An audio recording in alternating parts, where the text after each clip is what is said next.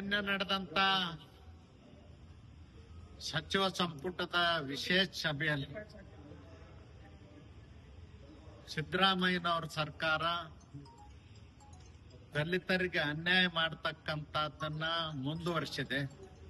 ಒಂದು ಕಣ್ಣಿಗೆ ಸುಣ್ಣ, ಒಂದು ಕಣ್ಣಿಗೆ ಬೆಣ್ಣೆ, ಈ ರೀತಿ ರಾಜಕೀಯ ಸೂತ್ರಗಳನ್ನ ಹೊಸ್ತಿರ್ತಕ್ಕಂಥದ್ದು ಅತ್ಯಂತ ನೋವಿನ ಸಂಗತಿ. ಅವ್ರದ್ದು ಸರ್ಕಾರನೇ ನೇಮಿಸಿರ್ತಕ್ಕಂಥ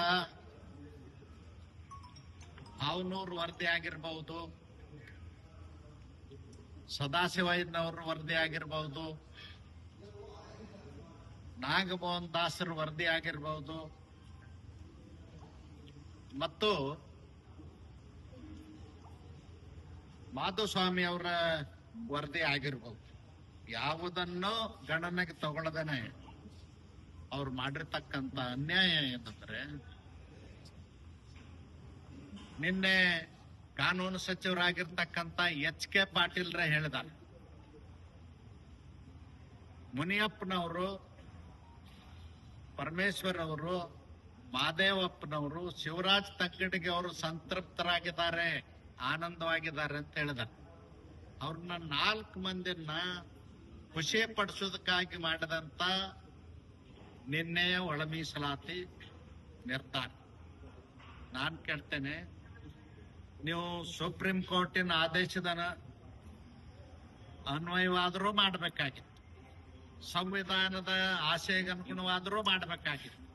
ಅದೆಲ್ಲವನ್ನು ಬಿಟ್ಟು ರಾಜಕೀಯ ಸೂತ್ರವನ್ನು ಹೊಸದು ಇವತ್ತು ಅನ್ಯಾಯ ಮಾಡಿರ್ತಕ್ಕಂಥದ್ದು. ಪೌರ ಕಾರ್ಮಿಕರು, ಸ್ಕ್ಯಾವೆಂಜರ್ಸ್, ಅಲೆಮಾರಿಗಳು ಅವ್ರನ್ನ ಒಯ್ದು ಬಲಾಢ್ಯರ ಗುಂಪಿಗೆ ಸೇರಿಸೋದ್ರ ಮೂಲಕ ಇವತ್ತು ಸಾಮಾಜಿಕ ನ್ಯಾಯವನ್ನ ಕೊಡ್ತಕ್ಕಂಥ ಕೆಲಸ ಮಾಡಲಿಲ್ಲ. ಕೇವಲ ವೋಟ್ ಬ್ಯಾಂಕ್ ರಾಜಕಾರಣಕ್ಕಾಗಿ ಸಿದ್ದರಾಮಯ್ಯನವ್ರ ಸರ್ಕಾರ ಮಾಡಿದೆ. ನಾನ್ ಕೇಳ್ತೇನೆ ಸಿದ್ದರಾಮಯ್ಯನವ್ರಿಗೆ, ನೀವೇ ಹೇಳ್ಕೊಳ್ತಾ ಇರ್ತೀರಿ ನಾನು ದೇವರಾಜ ಅರಸರ್ಕಿಂತ ಹೆಚ್ಚಿನ ಕೆಲಸ ಮಾಡಿದ್ದೇನೆ, ನಾನು ಅಂಬೇಡ್ಕರ್ ಸಮಾನ ಅಂತೇಳಿ ನಿಮ್ಮ ಶಿಷ್ಯರೆಲ್ಲ ಹೇಳ್ತಾ ಇದ್ದಾರ. ನೀವೊಮ್ಮೆ ಆಲೋಚನೆ ಮಾಡಿ, ನಿಮ್ಮ ಆತ್ಮಸಾಕ್ಷಿಗೆ ಅನುಗುಣವಾಗಿ ಆಲೋಚನೆ ಮಾಡಿ. ನೀವು ನ್ಯಾಯ ಕೊಟ್ಟಿದ್ದೀರ? ಹಿಂದೆ ಮಾಧುಸ್ವಾಮಿ ಅವರು ವರದಿ ಮಾಡುವಾಗನೂ ನಾನು ಸಚಿವ ಸಂಪುಟದ ಉಪಸಮಿತಿಯಲ್ಲಿ ಇದ್ದೆ.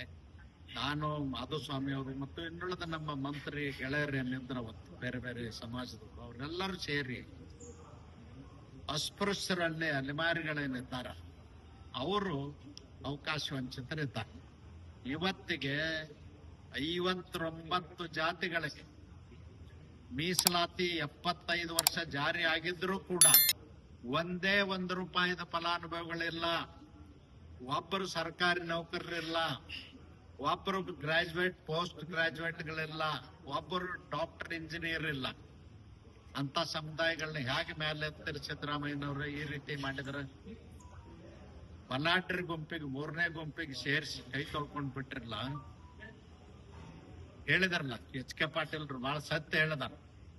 ಶಿವರಾಜ್ ತಂಗಡಿಗೆ ಅವ್ರನ್ನ, ಮುನಿಯಪ್ಪನವ್ರನ್ನ ಮತ್ತು ಡಾಕ್ಟರ್ ಪರಮೇಶ್ವರ್ ಅವ್ರನ್ನ, ಮಾದೇವಪ್ಪನವ್ರನ್ನ ಸಂತೃಪ್ತಿ ಪಡಿಸಿದ್ವಿ ಅಂತೇಳಿ. ನೀವು ಸಂತೃಪ್ತಿ ಪಡಿಸ್ಬೇಕಾದ 101 ಜಾತಿನ, ಮಾದೇವಪ್ಪನವ್ರನ್ನ ಅಲ್ಲ, ಮುನಿಯಪ್ಪನವ್ರನ್ನ ಅಲ್ಲ. ಅದಕ್ಕೆ ನಾನು ಒತ್ತಾಯ ಮಾಡ್ತೇನೆ, ನಮ್ಮಲ್ಲಿರ್ತಕ್ಕಂಥ ಪೌರ ಕಾರ್ಮಿಕರು, ಆದಿ ಕರ್ನಾಟಕ, ಆದಿ ದ್ರಾವಿಡ ಮತ್ತು ಆದಿ ಆಂಧ್ರ, ಅವ್ರಿಗೆ ಪ್ರತ್ಯೇಕ ಇರಲೇಬೇಕು.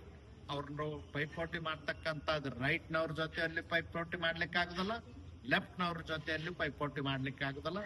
ಮೆಜಾರಿಟಿ ಪೌರ ಕಾರ್ಮಿಕರು, ಸ್ಕ್ಯಾವೆಂಜರ್ಸು, ಮಾದಿಗರೇ ಇದ್ದಾರ.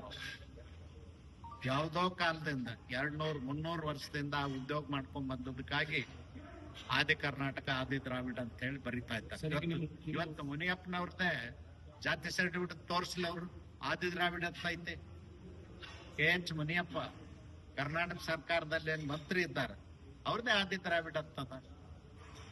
ಅದಕ್ಕೆ ಈ ರೀತಿ ಮೋಸ ಮಾಡ್ತಕ್ಕಂಥದ್ದಲ್ಲ. ಬೆಳಗಾಗೋದ್ರಾಗೆ ಒಂದು ಹೆಚ್ಚು ಕಡಿಮೆ ಮಾಡಿ ಹೇಗೋ ಮಾಡಿ ಯಾರ್ಯಾರನ್ನೋ ಸಂತೃಪ್ತಿ ಪಡಿಸ್ತಕ್ಕಂಥದ್ದೇನದ ಸರಿಯಾದಂತ ವಿಚಾರ ಅಲ್ಲ. ಅದಕ್ಕಾಗಿ ನಾನು ಹೇಳ್ತೇನೆ, ನೀವು ಇನ್ನೂ ಕಾಲ ಮಿಂಚಲ್ಲ.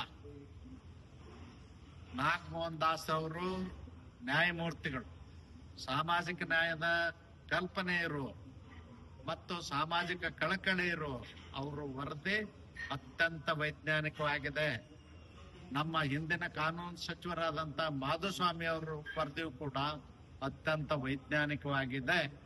ಅದನ್ನ ಇವತ್ತು ಕೂಡ ಅದೇ ರೀತಿ ವರ್ಗೀಕರಣ ಮಾಡಬೇಕು ಅಂತ ಒತ್ತಾಯ ಮಾಡ್ತೀವಿ. ಸರಿ, ಹೋರಾಟ ಮುಂದುವರೆದ. ಅವ್ರೇನು ಸಿದ್ದರಾಮಯ್ಯನವರು ಇದ್ದಿದ್ರು ಅಲ್ಲೇನೆ ನಿನ್ನೆ ತಳ್ಳಾಡಿದ್ರು, ನೋಡಿದ್ರಲ್ಲ. ಹೆಚ್ಚಿಗೆ ಏನ್ ಹೇಳೋದಿಲ್ಲ. ಅಲೆಮಾರಿಗಳು ಮತ್ತು ಪೌರ ಕಾರ್ಮಿಕರು ಇವ್ರನ್ನ ತಳ್ಳುವಂತ ಕೆಲಸ ಮಾಡಿದ್ರು. ಅಲ್ಲೇನೋ ಸ್ವೀಟ್ ತಗೊಂಡು ಪಾಪ ಆಂಜನೇಯವರು ಹೋಗಿದಾರ.